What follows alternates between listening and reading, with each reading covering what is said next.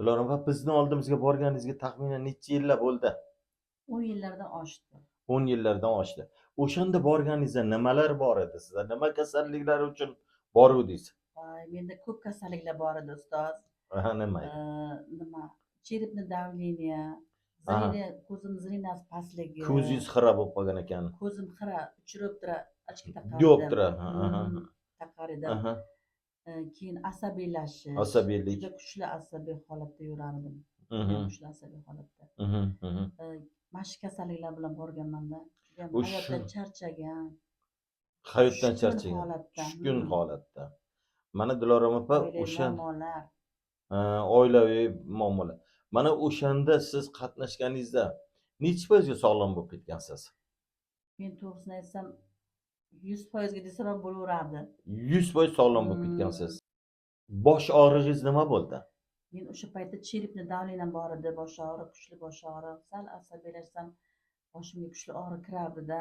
Qiynalardim judayam.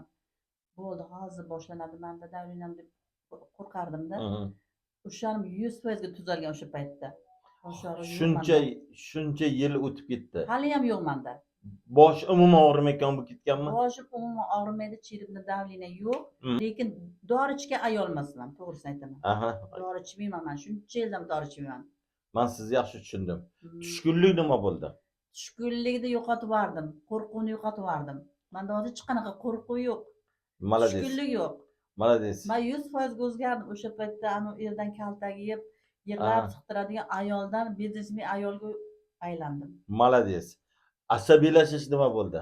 Asabiylashgan paytimda to'xta deyman. Darrov o'zingizni qo'lga olib kontrol qilib olyapsiz ekanda. Kontrol yaxshi qilaman. Oiladagi munosabatlar, turmush o'rtoq, farzandlar bilan qanday hozir mana? Hammasi iziga tushib ketdi, Allohga shukr. Hammasi yaxshi.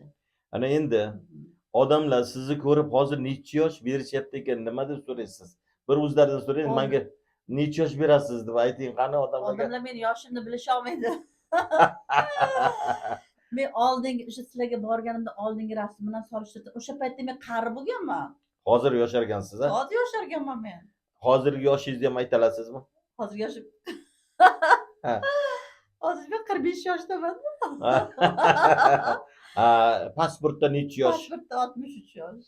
Pasportda 63 yosh. Malades, men sizdan juda ham minnatdorman.